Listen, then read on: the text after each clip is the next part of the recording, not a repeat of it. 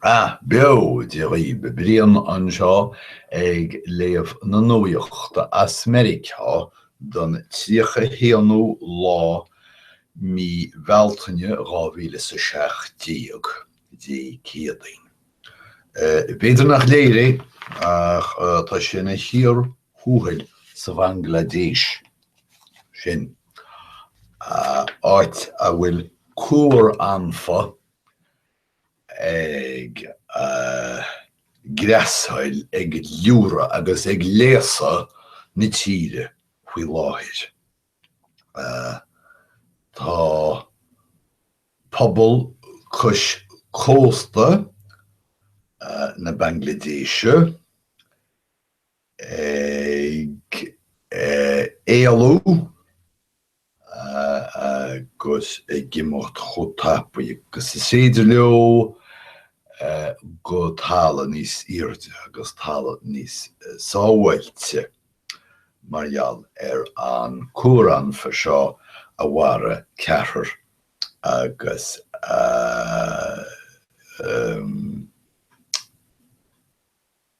bhil scris na mílte teach. Tá taringt téad arsúl I meas cóir leorí Donald Trump faoi láthir ile socrú éráide. Tá is cosúil anchuid dí spóireachta arsúl faoin cheart don uachtarán I dhéanamh. Thug an tuachtarán Trump le fios go mbeadh sé ag scrúdú dúilge sin na Stáit Aontaithe a tháinig as comhaontú fárais agus fágann sin go bhfuil rá dá chomhairleoirí ag troidlí chéile. Leisce caiim an tamadóireach arsúl an seo.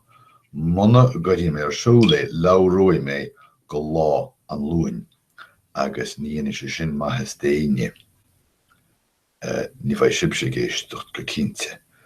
Gus mar sin tiúirtí mé 8 nóiméad eile dom sílim ghuiil an 2 nóiméad déanta go mhéama. Mar sin an tamadóir arsúla. Tá na cumádaí ag easaon tú le lucht na gorparáidí. Tá na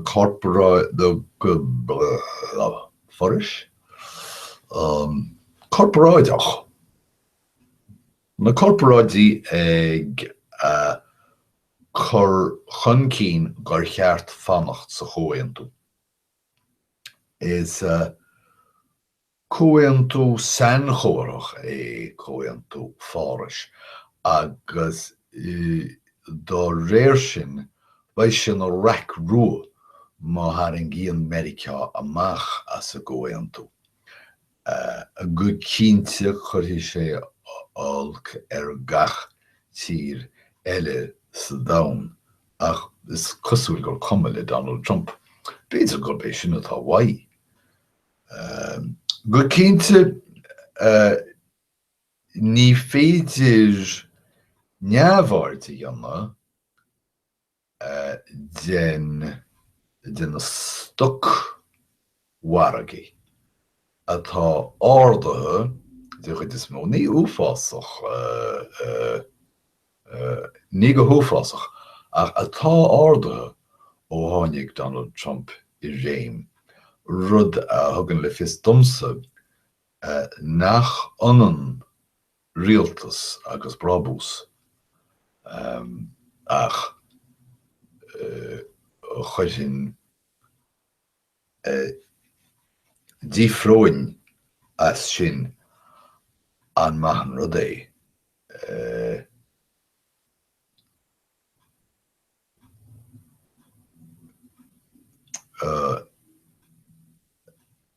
muín a chur in gó nach sin ceistile.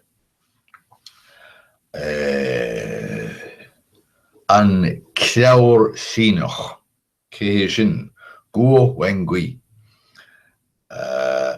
nach bhfuil cúnaí sa tín ach i bhfad ó Scian Avenue a Cúig in Nuairc. Tá an ceabhar seo ag cíopa agus ag choras do rialtas na Síne len líomhaintí go bhfuil ceannairí an pháirtí chumanaí sa tín lofa. Twitter an mó ionsaithe is coitianta uai.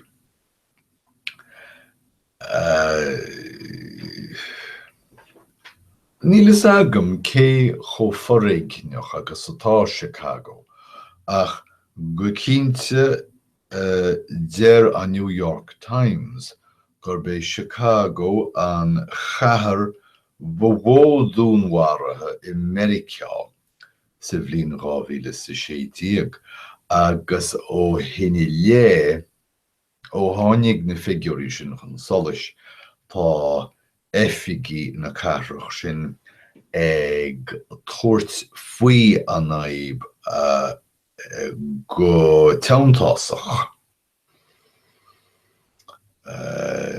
Se go dibhann bhí na himhreachaí forréigean agus dúnmhairthe agus gánaí gáardú a séadan agus níor déir go raibh ag déanamh rud faoin bhéadú as cuimse seo. Trump. An bhfuil cíoch spotta dear New York Times go bhfuil.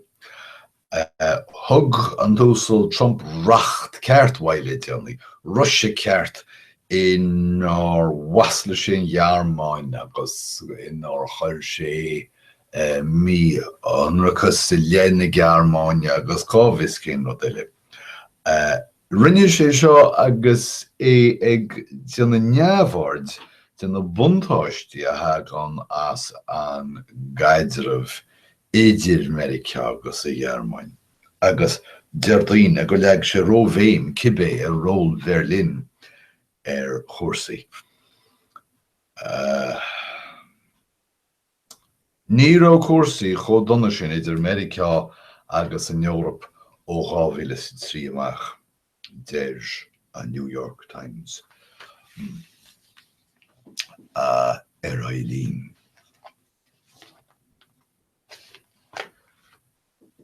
Tá díospóireacht díon ar siúl faoi láthir. Ar cheart tá fáistí kindergarten a ceachtaí céimseata a áil, nuair cheart dóibh bheith ag spríomh blocannaí. Deir stadéir a bháin nach miste in éachar ceachtaí fuirmáilte a thabhairt do fáistí kindergarten agus tugann Dana Goldstein cuairt ar rang kindergarten in Woodside Community School áitir an múnteoir ag úsáid ostel geora chun ceacht mata a thabhairt. Leanhí mé raibh, ní leanhí mé raibh. Tá obair le déanamh agam in áit san na dhéile. Mar sin gaoithí mé rath dé oribh go léir agus tá súil agam go maide caint le chéile rís ar a bhaid go dtí sin go servídíoship slán.